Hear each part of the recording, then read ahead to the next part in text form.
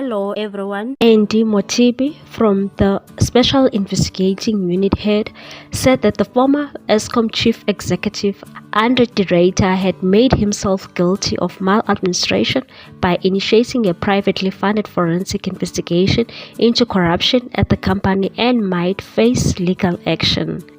In a briefing to Parliament's Watchdog Standing Committee on Public Accounts, SCOPA, Motibi said it was plain that ESCOM board had not authorized inquiry and was not privy to the findings delivered by Judge Fivaz Forensic and Risk. Motibi said, "It is a very important governance issue and really points to a measure of maladministration, and that our view as far as investigations were done by this private company into the affairs of ESCOM, it was unauthorized. Consideration should be given to hold the former GCEO, Group Chief Executive Officer, to account. This is an interesting question that we have, and it becomes a legal question, as he is no longer employed by ESCOM, and in this regard, we have said that we will consider the options that are available together with the board and advise accordingly." He noted that de Ruyter was reportedly lecturing at Yale University in the US, but said this would not stop charges being brought against him if the SIU were advised that it was indicated, and said we will have to formally reach out to wherever he is so that action can be taken.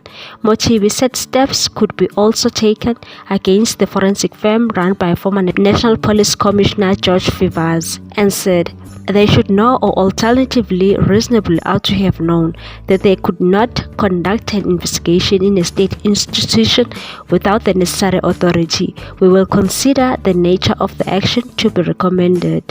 Motibi went on to say that the SIU had scrutinized the agreement with the firm, which was hired in January 2022 to conduct the investigation, and confirmed that ESCOM was not party to the contract. It was direct agreement with Business Leadership South Africa (BLSA) for work to be done over the 6-month period at a cost of roughly 17.1 million rand. He said, "We have confirmed that there are no other parties to this contract, including that ESCOM is not a party to the contract, which is really an anomaly for us, that it is a contract that investigated, among others, the affairs of ESCOM, but ESCOM is not a party to this contract.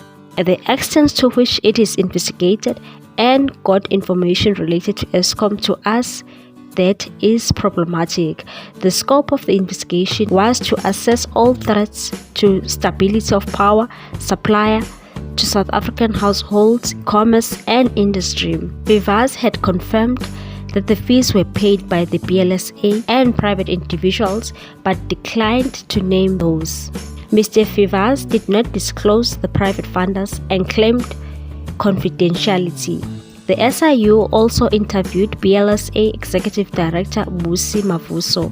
Motibi said not only did the ESCOM board not approve the investigation, it was also not briefed on the findings, adding that Acting Chief Executive Khalib Kasim recently asked the unit for a copy of the report produced by Fivaz's investigators. He said, "We will revert to him in that regard." It has been a point of bitter dispute in recent months as to whether de Ruyter had cover for calling in private investigators and whether he had made sure that law enforcement agencies, the ESCOM board and the shareholders were briefed on their findings. Much of this war of words has played out in SCOPA meetings. De Ruyter was interviewed by the committee in April, months after he left ESCOM, before the end of his notice period, after inferring in a television interview that senior ANC politicians were involved in corruption at the company and that cabinet members knew as much. Former ESCOM acting chairman Malekapuru Makgopa told the committee members that the Public Enterprises Minister Pravin Gordhan had encouraged de Ruyter to mount an intelligence gathering exercise, but Gordhan vehemently denied this, telling Member of Parliament that Makgopa was misleading and misinforming SCOPA and the public.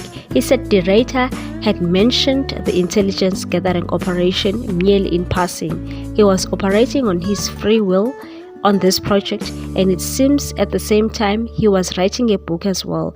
other than focusing on his job of keeping the power stations providing electricity to South Africans.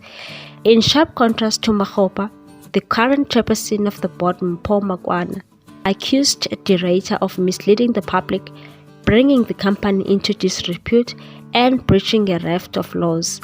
On Tuesday, Mothibi stressed that the accounting authority being the Eskom board did not authorize investigation. He said there was some useful information in the report that the investigators had delivered, but maintained that the SIU was not aware of its existence or even of the investigation until the day de Ruyter appeared before SCOPA in April, and suggested the same apply to police, to the Directorate for Priority Crime Investigations. He said, "We are of the view that the GCEO was under obligation to report those allegations, and he failed to do so. The Eskom is yet to appoint a new chief executive." Share your views on this one. Thanks for watching. Please subscribe for more news.